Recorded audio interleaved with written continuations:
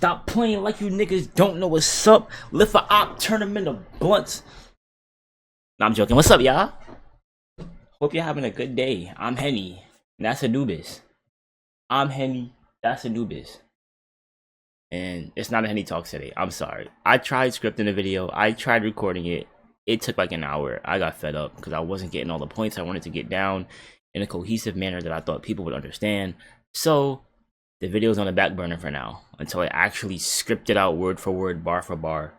I might have my best friend ChatGPT help me. But yeah, for now, excuse me, I just ate dinner. Hopefully my lips aren't greasy. You're gonna react to some XKCD. Little 5-minute reaction just to get a video out. Low-key cheating on my goals, but it's okay. I really like this channel. And I have seen a reaction to this specific video, but it's been like 2 years, so let's watch it again. This question comes from Ellen, who asks, what would happen if you tried to hit a baseball pitched at 90% the speed of light? Boom. Let's put my noggin on this question. What would happen if you tried to hit a baseball pitched at 90% the speed of light? So first of all, the pitcher's dead. You're dead. The space around you is dead. Pretty much anything around you is dead. It's gonna be a huge, like, explosion when the ball inevitably smacks you in the face. You're not gonna see the ball coming. It's moving so fast. Yeah, playing a very dangerous game of baseball here, man.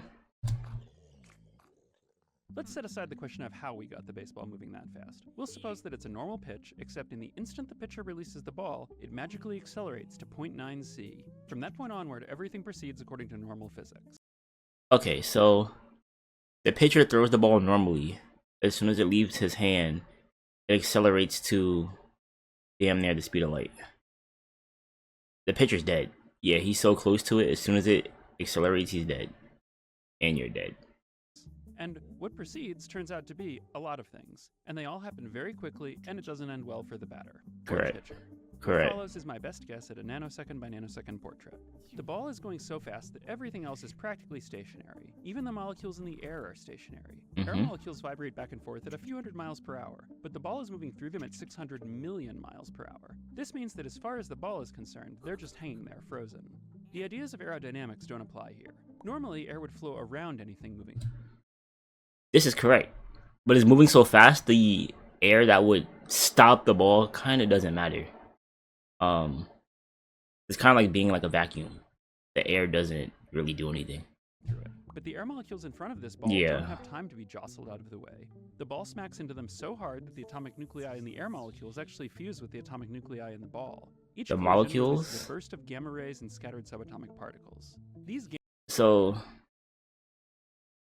does the ball not just blow up before it even reaches you? Gamma rays and debris expand outward in a bubble centered around the pitcher's mound. They start to tear apart the molecules in the air, ripping electrons from nuclei and turning the air in the stadium into an expanding bubble of incandescent plasma.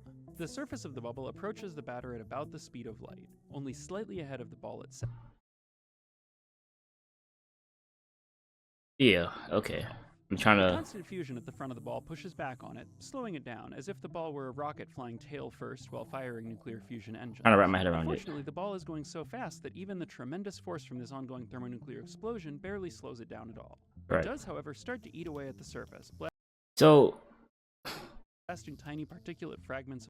Alright, so look, right, it's going through the air. What's in the air? We got hydrogen, oxygen, nitrogen, carbon, maybe? That's what makes up air molecules. So it makes sense that it explodes. These fragments are going so fast that when they hit air molecules, they trigger 2 or 3 more rounds of fusion.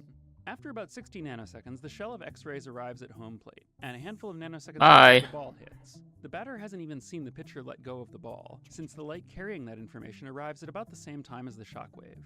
Collisions with the air have eaten the ball away almost completely, and it is... Yeah, I was saying that. I was like, the ball disintegrates damn near immediately. Good luck. It's now a bullet-shaped cloud of expanding plasma, mainly carbon, oxygen, hydrogen, and nitrogen. I'm smart. Look at me. Ramming into the air and triggering more fusion as it goes. When it reaches the batter, the center of the cloud is still moving at an appreciable fraction of the speed of light. It hits the bat first, but then the batter, plate, and sensor are all scooped up and carried backward through the backstop as they disintegrate. The shell of X-rays and superheated plasma expands outward and upwards, swallowing the backstop, both teams, the stands, and the surrounding neighborhood, all in the first microsecond. But that would also depend on the mass of the baseball, because depending how far it reaches, obviously if I threw a quarter the speed of light and threw a baseball at the speed of light, the baseball would do more outward damage just because the mass of it is bigger. Even though a quarter in baseball isn't really that comparable, or pretty comparable in size, so the difference wouldn't be too much. Suppose you're watching from a hilltop outside the city. Boom! Yeah. Flash far outshining the sun. This gradually fades over the course of a few seconds, and a growing fireball rises into a mushroom cloud. Then, with a great roar, the blast wave arrives, tearing up trees and shredding houses. Yeah, you damn near threw a bomb. Everything within roughly a mile of the park is leveled, and a mile specifically? I don't know if that's true. Firestorm engulfs the surrounding city. The baseball diamond is now a sizable crater centered a few hundred feet behind the former location of the backstop. A careful reading of official Major League Baseball Rule 5.05b2 suggests that in this situation, the batter would be considered hit by pitch and would be eligible to advance to first base. How long would you survive with no DNA? Hold on. We gotta watch this one. This question comes from Nina, who asks, if someone's DNA suddenly vanished, how long would that person last? Not very long. Well, they would instantly be about a third of a pound lighter. Unfortunately, hold a helium balloon, pee, cut off your hair, remove your fingers, remove all your DNA. Okay. The consequences wouldn't stop there. If your DNA disappeared, it's possible you'd feel something, like a tiny uniform shockwave as every cell contracted slightly or as your muscles adjusted to the slightly different load, but maybe not. After that, you'd probably feel pretty normal, for a while. Wouldn't your hair just fall out, and like your fingernails, and like, because when you get chemo, right, the chemo kills the cells in your body, which in turn gives you hair loss, and like a weakened immune system. This is essentially the same thing, no? Nobody has ever lost all their DNA, so we can't say for sure what the precise sequence of medical consequences would be. But mushroom poisoning, chemotherapy, and radiation poisoning can give us a rough idea. Amanita bisporigia is a species of mushroom found in eastern North America, known by the common name destroying angel. Destroying angel is a small, white, innocuous-looking mushroom. If you're like me, you were told to never eat mushrooms you found in the woods. Amanita is the reason why. If you eat a destroying angel, for the rest of the day you'll feel fine. Later that night, or the next morning, you'll suffer from vomiting, abdominal pain, and severe diarrhea. Gross. Then you'll start to feel better, at which point the damage is probably irreversible. Amanita mushrooms contain amatoxin, which interferes with an enzyme used to read DNA, interrupting the process by which cells follow DNA's instructions and causing irreversible damage to whatever cells it collects in. Since most of your body is made of cells, this is bad for you. Death is generally caused by liver or kidney failure, since those are the first sensitive organs in which the toxin accumulates. Sometimes intensive care and a liver transplant can be enough to save a patient, but often not. The really frightening thing about Amanita poisoning is the walking ghost phase, the period where you seem to be getting better, but walking ghost phase, that sounds crazy. And lethal damage. This pattern is typical of DNA damage, and we'd likely see something like it in someone who lost their DNA. The picture is even more vividly illustrated by two other examples of DNA damage: chemotherapy and radiation. Doxorubicin, one of the most common and potent chemotherapy drugs, interrupts cell division by linking and tangling random sections of DNA together. The reason doxorubicin selectively kills cancer cells is that cancer cells are dividing all the time, whereas most normal cells only divide occasionally. Liver, lung, fat, nerve, thyroid. Okay. Some human cells do divide nearly constantly, like those found in hair follicles, bone Okay, marrow, which I knew produces that blood, one. including I white didn't know blood cells bone and marrow or cytokine. stomach Chemotherapy messes with the divide that DNA of such constantly that dividing often. cells and hampers cell division, causing hair loss, vulnerability to infections, and most immediately, nausea, vomiting, and diarrhea. Gamma radiation also harms you by damaging your DNA, and because your whole body can be exposed to radiation at once, it's probably That also depends on how close you are. Nuclear fallout isn't that dangerous, contrary to popular belief. the kind of real-life injury which most resembles Nina's scenario of losing all your DNA.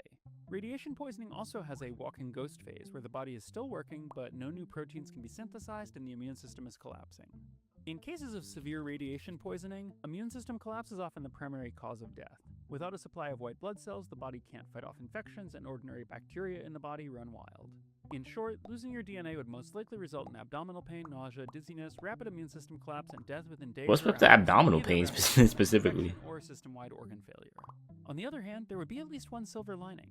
If we ever end up in a dystopian future where an Orwellian, Gattaca-style police state collects our genetic information and uses it to track and control us, You wouldn't be there. Yeah.